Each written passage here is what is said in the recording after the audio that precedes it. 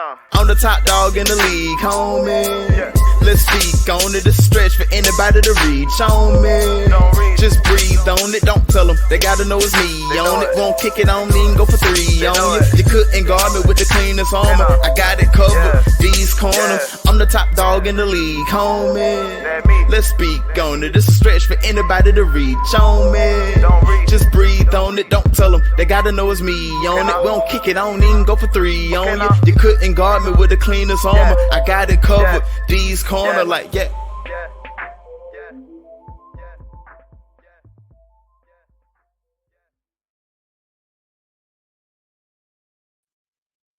What's up, everybody? Welcome back to another episode of D's Corner. I'm your host, D.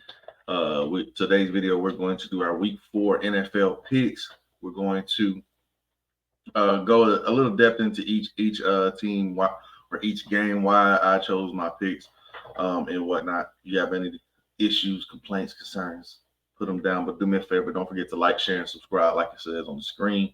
Let's jump right into the video. First up, we got Thursday Night Football. Dallas Cowboys, New York Giants. I'm going with the Cowboys. I think they're going to try to have a bounce back game, and we'll see how this goes once this video drops. We'll see if I was right or if I was wrong. Cincinnati Bengals against the Carolina Panthers. I'm going Cincy. I don't think that they're going to allow Andy Dalton to do what he did to the Las Vegas Raiders. I think Cincinnati has a better defense than what's been showing up. They are able to get after the quarterback. They are able to disrupt the pass as well. And I think this will be the game that Jamar Chase and Joe Burrow kind of take over offensively, especially. I think they're going to expose this Carolina Panthers defense. The New York Giants and the Denver Broncos, I think the New York Jets, sorry about that. The New York Jets, I believe they are going to continue their winning streak. Aaron Rodgers starting to get his footing back under him, still has a good connection with Lazard. Him and Garrett Wilson are moving forward. They have a nice duo at running back with Breece Hall and Braylon Allen. The defense is still dealing with some injuries. We'll see how the Hassan Reddick train, see how much steam that's picking up on the signing of Hassan Reddick. But I think this is enough to go into Denver and beat the Denver Broncos with a rookie quarterback in Bo Nix, who's going to turn the ball over. Philadelphia and the Eagles and the Tampa Bay Buccaneers, both of these teams are trying to steer the course of the ship, if you will. Philly is coming in. Their defense seems to be getting better. They seem to be bringing their attitude with them. Offensively is where they seem to struggle. Jalen Hurts seems to consistently turn the ball over. I think he has at least 2 turnovers in each game, which is a little alarming.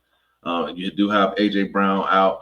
Devonta Smith is dealing with a concussion, so he could possibly be out as well. So it could be a heavy dose of Saquon Barkley, Dallas Goedert, maybe Jahan Dotson starts to get going.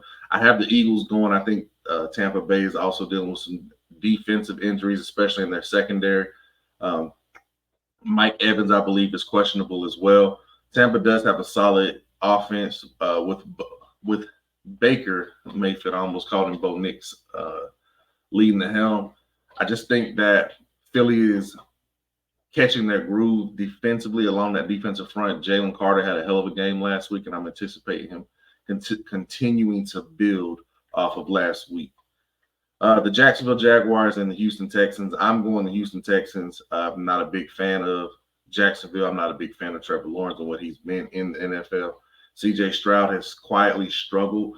Not sure if it's because the running game hasn't been what it was week 1, or if he's trying to force the ball to places to make sure that everybody eats and that all of his receivers are happy. This is a divisional game. I think Houston will win the AFC South. I think that this is the game that they'll get back on track. CJ have put up big numbers in this game. The LA Rams and the Chicago Bears. I'm going Chicago. I'm going Chicago here only because of all the injuries that the Rams have. They were able to come back and beat the 49ers, who were also dealing with injuries. Did that take a lot out of them? They do have an older quarterback with Matthew Stafford. Both of his top guys are out. So we'll see how that goes. It's still a young defense. With that being said, I think Caleb Williams will get his first victory, if I'm not mistaken, or they might have one win now that I think about it. But I think Caleb They'll have Keenan Allen. He should have all of his weapons here in this game. I think Caleb will continue to try to play on script, hopefully leave a lot of the off script stuff alone. The offensive line should be able to give him some protection against this young defense. So I'm going with the Chicago Bears in that one. The Atlanta Falcons and the New Orleans Saints. New Orleans just got beat by Philadelphia after dismantling the Dallas Cowboys. The Atlanta Falcons beat Philadelphia.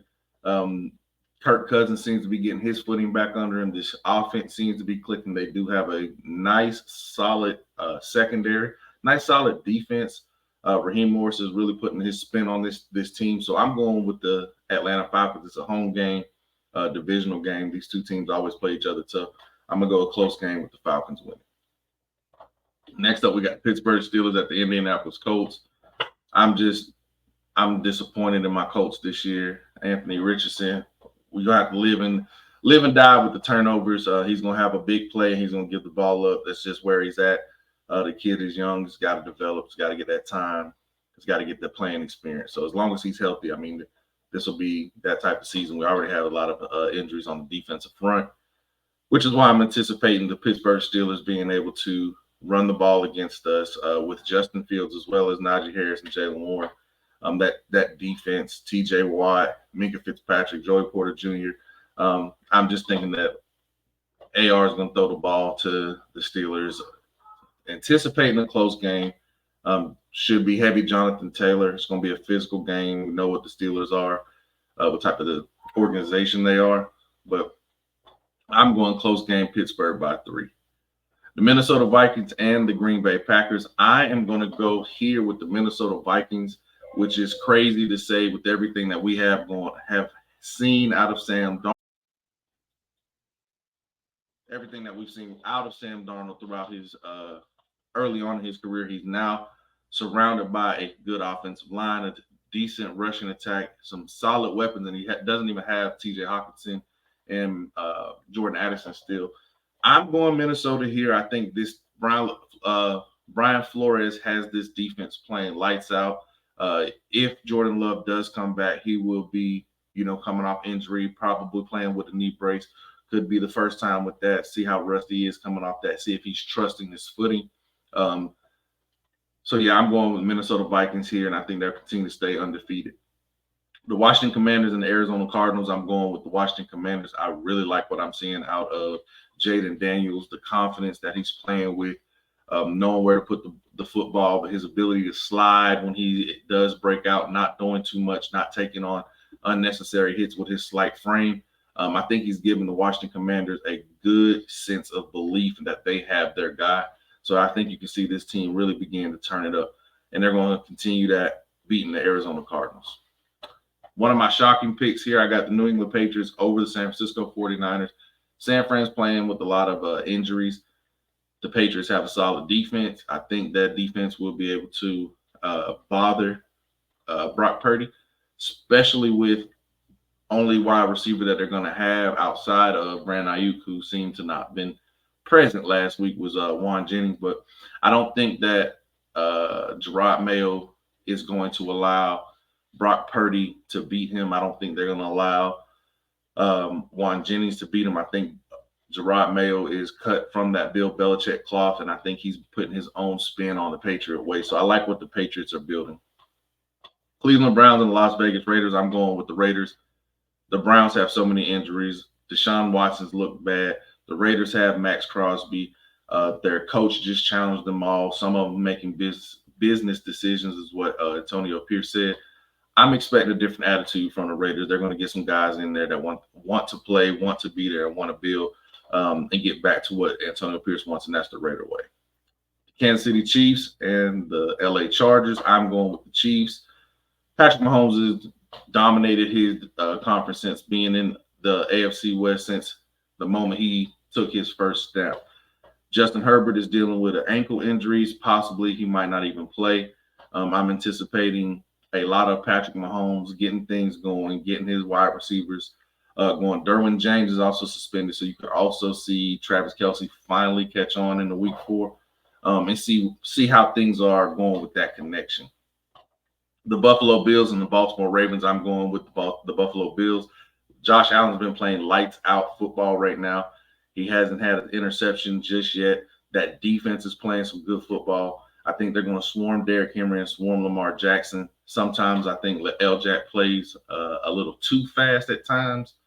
But I think he was going to put the ball in harm's way. Buffalo's going to get a costly turnover. That's going to be a close game. Now we have 2 Monday Night Football games.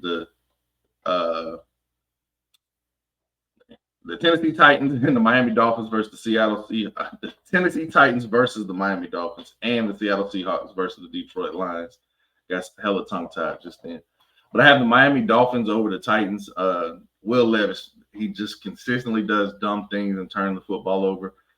You gotta wonder if they're thinking, if they're regretting that Malik Willis trade. I do not anticipate, and I did not anticipate the Titans being a good football team this year. Even though the Dolphins do have injuries, Tyler Huntley should be starting. They do have a good rushing attack. Huntley has experience playing in the NFL. This should be a decent system for him to be able to not make too many mistakes. But overall, I think the Miami defense is going to be able to make some plays, especially with Will Levis on the other side, giving them the opportunity to do so.